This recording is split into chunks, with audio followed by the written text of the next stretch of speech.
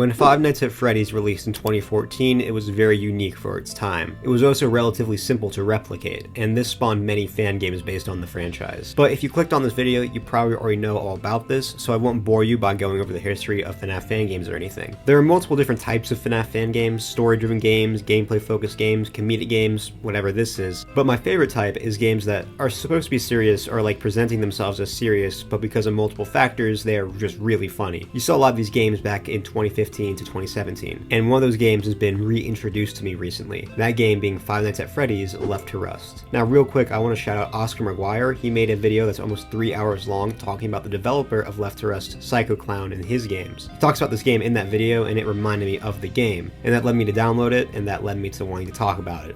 So major shout out to him. So what exactly is Left to Rust? Well, it is a FNaF fan game that was released in 2017, and it's supposed to serve as a sequel to Sister Location Custom Night. So it's basically supposed to be FNaF 6 before FNaF 6 came out. I wonder if it's a better finale. The description reads, "They left us here for 23 years, and we have been forgotten, no kids to entertain and no parties. We suffer in this reckless place of hell. This place is just an abandoned pizza place.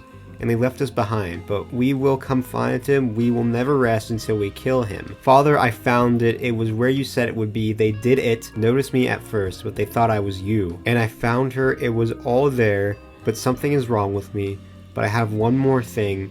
I'm going to come find you." As you can tell, we are in for a treat.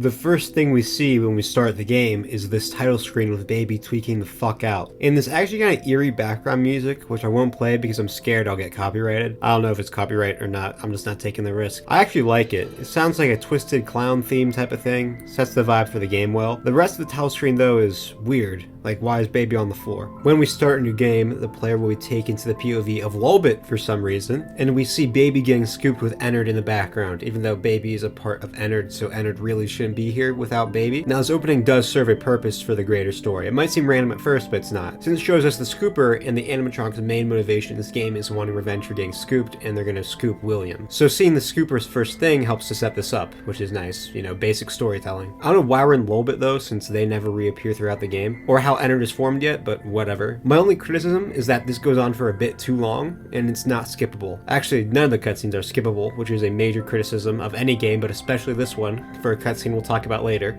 Then we transition to the other opening scene, which really sets the tone for the game. We see that it is 34 years later, and then Michael's speech from Sister Location plays very slowed down and was static for some reason. Dude. Why is there static? The camera pans to see Springtrap, who is even more damaged than in FNaF 3, and is doing this. I'm not really sure what he's doing. So yeah, in this game, Michael is Springtrap. So for all you Mike Trap fans out there, this is for you. Alright, so you know how we just had 2 cutscenes that act as introductions for major plot points? And one of them was actually pretty decent. I don't really know what was going on with the other one. Well, now we just get text on screen that tells us what's happening instead of a cutscene. Little story. Love to. This story is about this guy named William Afton, and his brother's name is Nick Afton. Okay, why is William's name not capitalized? They both went back to the old place called Freddy's Fazbear's Pizza. They went back to get some parts that they left behind and such. But they thought it would go well when they go there, but it has turned badly. Things started to get weird in that place.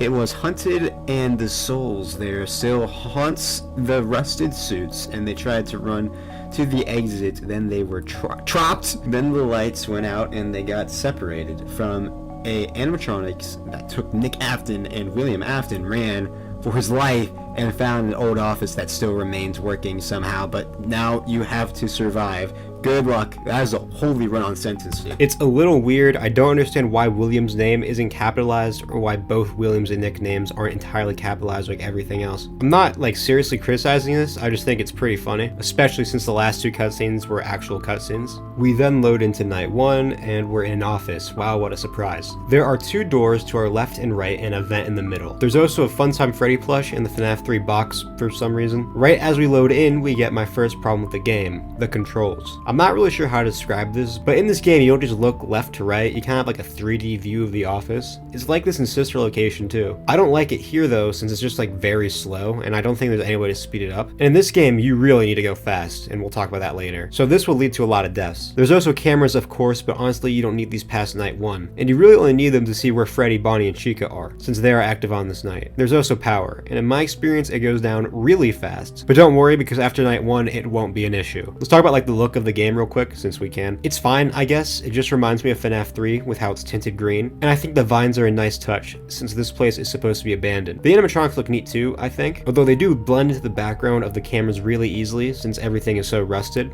almost like it was left to rust. Overall, I think the game looks okay. I would say the animatronics though, I don't understand why their fur is rusted. That's not how that works, but whatever. Now, the first thing I noticed as I loaded into night 1 is that this game is actually really hard. When I first played, I just died out of nowhere before even 1 AM. The phone call hadn't even finished yet. And this is of course a problem. I shouldn't be dying before I even know what I'm supposed to be doing. What you're supposed to do is close the door if you see Freddy, Bonnie, or Chica on the cameras. If you see them, close the door they're at. But since they move so fast, you might not be able to find them in time, leading to your death. The way I beat this night was by getting lucky and only getting a run where I got attacked once. The AI being so aggressive is a massive problem, so I thought I'd mention it. Unless it's supposed to be really aggressive, but even then it should be a natural progression of difficulty. I shouldn't be dying like in the first minute of the game. Imagine if in FNaF 1 during Ralph's phone call, when he's reading the company policy for Fazbear Entertainment, you just get killed by Bonnie out of nowhere without even knowing what you're doing. That would have been awful. The last thing to talk about for night 1 is that the phone guy is actually William Afton himself, who's also the protagonist, in case you guys can figure that out. And according to the FNaF Fangames wiki, which is hopefully a reliable source, these phone calls were recorded in 2005. I'd love to tell you what's said in this call, but it's so quiet I just can't make it out.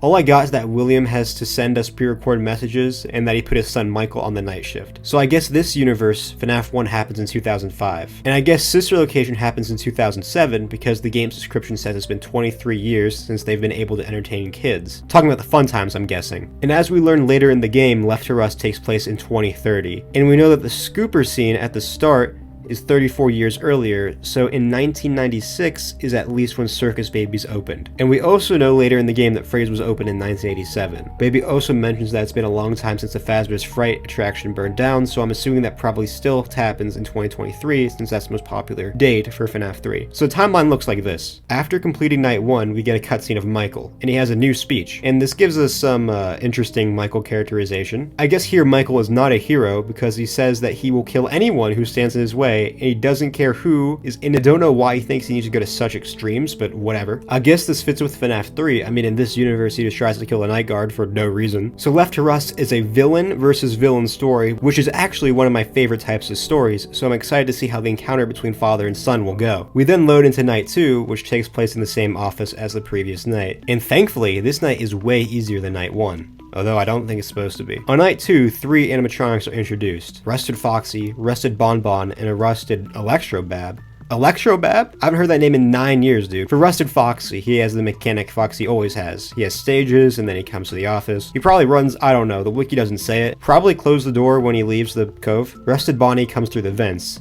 And you'll never guess what you have to do when they show up. That's right, close the vent door. They also seem to have some voice lines, which I'm guessing happen every time they move. And Rusted Electrobab will randomly show up and drain your power. And I know that sounds bad. Like I said earlier, the power already drains fast. So throwing in a character that drains it must make the game borderline impossible, right? Well, actually no, thanks to a new mechanic introduced in this night. That being a power charger, as the game calls it. This mechanic makes the night so much easier because you don't actually have to do anything. You can just close all the doors and spam the power charger even when Electrobab attacks. The power gained vastly overcompensates for the power lost. And you can even tap it fast enough to where you can get over 100% power. And at that point, the night is the easiest thing maybe ever. Now, I like this because it means I don't have to go through the actual night. But I know from a game design perspective, this is pretty bad, since it renders every other mechanic irrelevant and makes the game way too easy. After night 2, we get another cutscene, this time taking place in 1987. This cutscene depicts an argument between William and Nick. William also has a different voice actor from the phone calls for some reason. They're talking about how kids find the place creepy.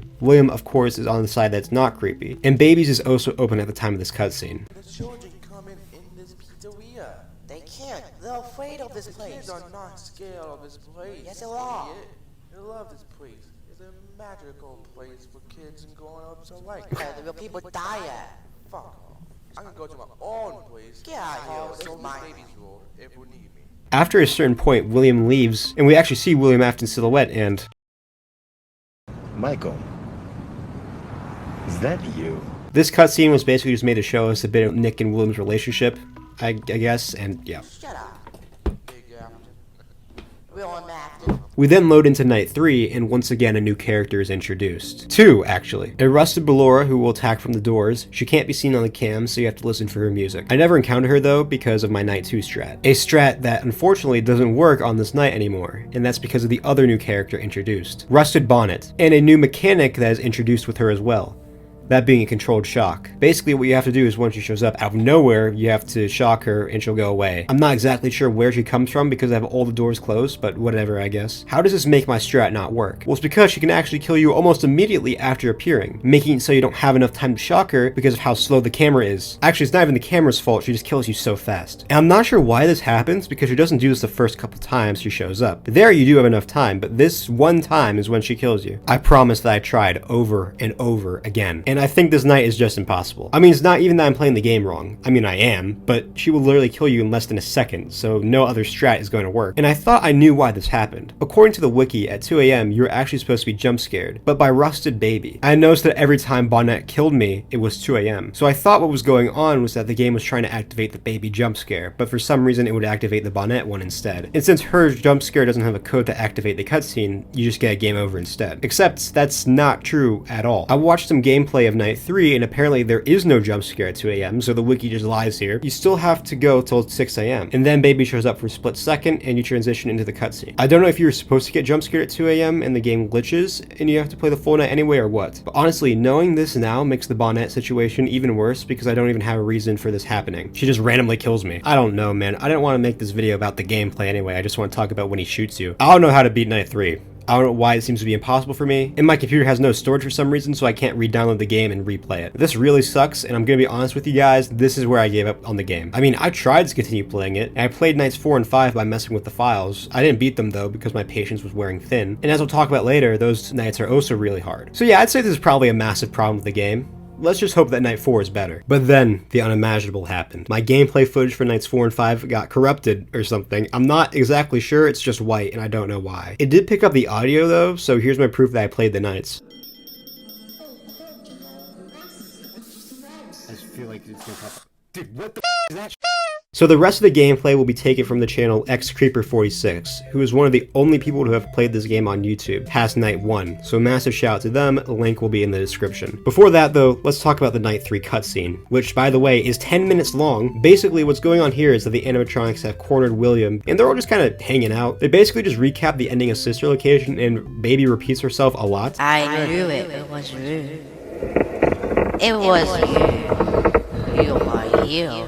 They say they want to record them scooping William, and then we get this really odd lore drop that William has a YouTube channel, I think. This is also where we get the confirmation of when the game takes place. We are here to scoop you like we scooped us. Came here all right here to make a video of your channel. I didn't know you have that. That's what I'm guessing you have from this generation of 2030. Oh, so in this universe, Baby is actually not William's daughter. In fact, William killed her parents and brother. I miss my mom. I miss my dad. I miss my brother. The reason why they are missing because we killed them, William. This is weird because William being the father of Baby was already common knowledge, so I'm not exactly sure why Psycho Clown did this, especially considering Michael still talks about going to put Elizabeth back together in this game. So I don't know why William would do this, or why Michael would even care if she wasn't in Afton. Baby also says that Mike is coming, which is why they won't kill him yet. Then for some reason she talks about Mangle did the bite of 87 and she was 9 when that happened. And then after that, William lured her in with a golden Freddy suit and killed her at Freddy's. And then she gave us some Circus Baby's Pizza World lore. And lured us into the back room with the old suits that used to be at Circus Baby's World #1. But #2 was grand reopening of the #1 that broke down.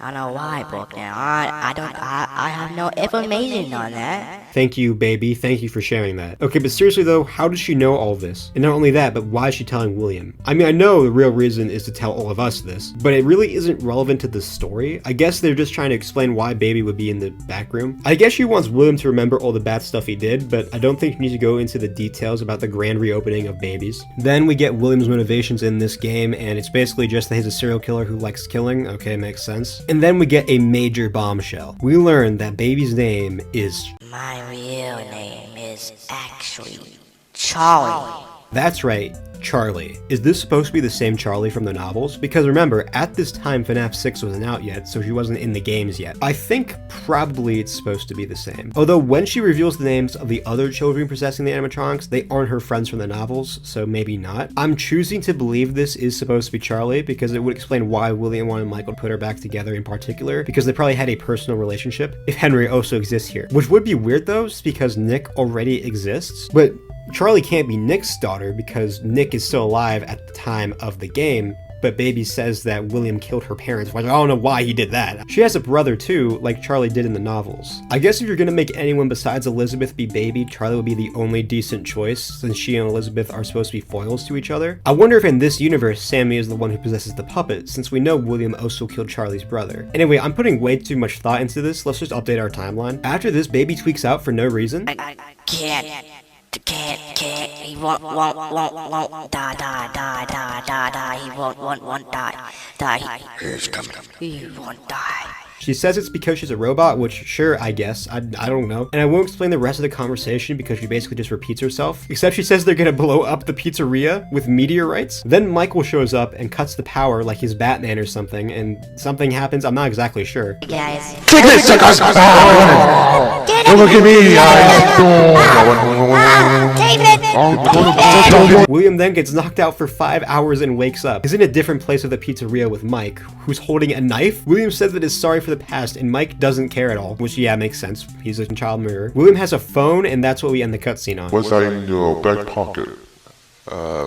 A telephone? This cutscene might be my favorite thing ever besides the ending cutscene. Baby just repeats herself and exposition dumps to us, and then Mike makes the lights go out and takes William, I guess. Then William and Mike talk over each other, and then for some reason, William having a phone is what ends the cutscene. The game just loads into the next night, and we just don't know what happened. Now, obviously, there are problems with this cutscene. There's no reason for it to go on for 10 minutes, and a lot of the info we were told could have been communicated in a different way, like with 8-bit minigames. You know, for a 10-minute cutscene, I really don't have much to say. Let's just move on to Night 4. Night 4 switches up the gameplay, having us in a different room. There are now 3 threats. Rusted Foxy, who appears on the cameras and you have to wind up a music box or he'll kill you. There's also Rusted Ennard. How Ennard was created between nights 3 and 4, I don't know. I guess they had 5 hours, so they could have made it work. What you have to do is flash a hallway with a flare when Ennard shows up, but you only have 30. But when the mini arenas, the final threat of the night, show up, they will take all your flares away down to 1. But don't worry, you can get more flares by clicking on this green box in the room. This night seems pretty easy, but I didn't beat it because of my horrible experience on night 3. Besides, if I wanted to actually replay this night, I'd play the actual game it's taken from. Because Night 4 is not a night originally made for Left to Rust. It's a reskin of another game called Don't Scare Me, I'm Scared, which from the looks of it seems to be a Minecraft FNaF fan game. If you guys want, I could check this game out, so make sure to let me know in the comments if you want to see that. And while you're down there, subscribe. I'm trying to hit 6K before the end of the year, and subscribing would help me out a lot. Anyway, Night 4 seems fine, I guess. I just didn't beat it because I didn't really understand what I was supposed to be doing, but it seems easier than Night 1, although Ennard does seem really aggressive. The final thing I want to say is that while there isn't a phone call on this night, Ennard does talk throughout the whole thing, which is cool. Oh, also, William did have phone calls on night 2 and 3. I just didn't mention them because I didn't know what to say about them. I couldn't understand them at all. There's actually no cutscene after completing night 4. The player will just go back to the title screen and night 5 will be unlocked. However, there does seem like there was going to be. There's a cutscene from the game that depicts William running. While running, he passes a room that has the animatronics in it and it's revealed they've killed Nick. I'm not sure why this was unused. It explains what happens to Nick and acts as a transition into night 5. Well, I'm guessing it does. It's not confirmed this was supposed to be after night 4. I'm just assuming so because it's the only night that doesn't have a cutscene after it. Let's talk about night 5, the final night in the game. Here, William is once again in a different room. The mechanics of night 5 seem to be the most complicated in the entire game. From what I can tell, there is a music box to wind up. There is mini puppets that can show up in front of you, and to deal with them, you have to click on the buttons to the left of you. Animatronics can also attack from cam 3, and you have to seal a door when that happens. Rusted Golden Freddy can attack you from cam 6, and when he attacks you, you have to seal the right door. There's also power to worry about, and the game explains none of this to you, which is great. Also, this night is a reskin of another game. This time it's a game called Five Nights at Chuck E. Cheese 2. This night is apparently really hard, and based on my limited playtime, I agree. The fact the game doesn't explain this night outside of one tip that shows up for like 1 second is crazy. The tip also doesn't explain it very well. It says it's like FNaF 3, like sealing events in a way, which is really funny, but doesn't really help with the night. After beating night 5, we get the best ending ever. The scene begins with William running, desperate to find an exit. When he turns the corner, Michael is there with a f***ing gun and shoots him. Then William says they will die together as father and son, and Michael deadass says "F you" and shoots him again. And then the credits show up, and then it's revealed that the pizzeria did blow up. You know what? I'll just play the cutscene for you. It's a masterpiece. Exit. Gotta find it. Oh, no, is it? Hey, what the? Ah!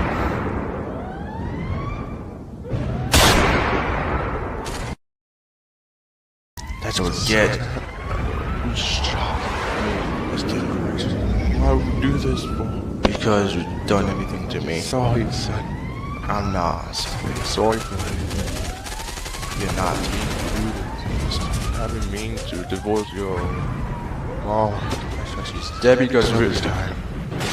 Tough times were. Well, son, we will die as father and son. You get no, I die, mine. You die. I don't. I go to heaven. I deserve every piece of it. I'm gonna fucking shoot. Do it. I don't give a fuck. Fuck. I hate you.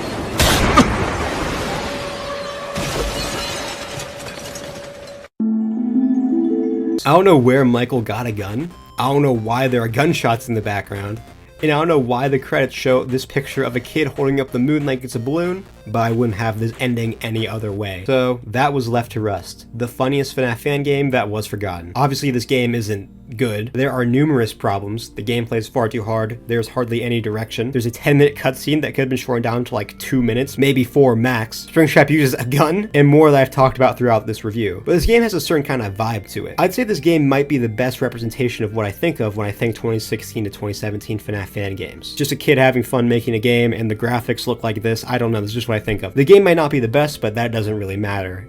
It's not like I'm paying for it anyway, so I don't really care. And to its credit, there are good ideas here, with the story at least. I think the idea of Charlie being Circus Baby has the potential to be interesting if handled well. And the basic plot actually works pretty well. The game is about William's past catching up with him. He's in Freddy's, the place where he caused so much suffering, and both his son, who he betrayed in some way, and his victims are catching up with him. Nick Afton is also there. I don't know what's up with him. I'm not really sure what the point of his character is. I mean, he could have just been cut and nothing would have changed. Throughout the game, William says he is sorry for what he's done, but that obviously isn't true, and even at the end he fails to accept responsibilities for his actions. And the pizzeria explodes, which I think is supposed to represent the complete destruction of William's legacy. And now the spirits that have been suffering for so many years can finally let go of their anger and rest. I can see what Psycho Clown was going for, and I think it is a pretty decent story. I think if the cutscenes were just a little bit tighter and some of the dialogue was better and Baby didn't repeat herself for 10 minutes, and also Michael didn't kill William in such an outlandish way, the story would be better told. I do think it has potential. As for the gameplay though, I don't have much to say. There are obvious things that could be improved, mainly Night 3 being impossible, but that seems to just be a me thing. The Night 2 strat is also pretty ridiculous. I would just not introduce Electrobab and the mechanic of recharging the power. I can't speak about Nights 4 and 5 because I didn't play them that much, but they do seem really hard. Night 5 in particular. And yeah, I don't have much more to say about the gameplay. Psycho Clown is working on a remake of the game called Left to Decay, and it looks interesting. I guess in this game you're going to play as Henry, and the main antagonist will be something called Mimic Trap, and it's also going to be free roam. I think it looks pretty good, and I'm excited for it to come out, and when it does, I might make a review on it. So overall, I cannot say I really recommend this game to anyone, but I do think it's a pretty fun time. Just watch for the cutscenes, they're the best part. I hope I didn't come across as too harsh in this video. I wasn't actually mad about this game or anything. It was just clearly made for fun, and it definitely did a better job at making fan games than I did. I just want to talk about this game because Springtrap shoots you, and I thought that was really funny. Let me know if you enjoyed this video, and I'll make more. I haven't made a video like this before, but I thought it was fun. A nice change of pace from my usual content. So yeah, let me know if you enjoyed it in the comments, and while you're down there, like and subscribe, and I'll see you guys in my next video. Goodbye.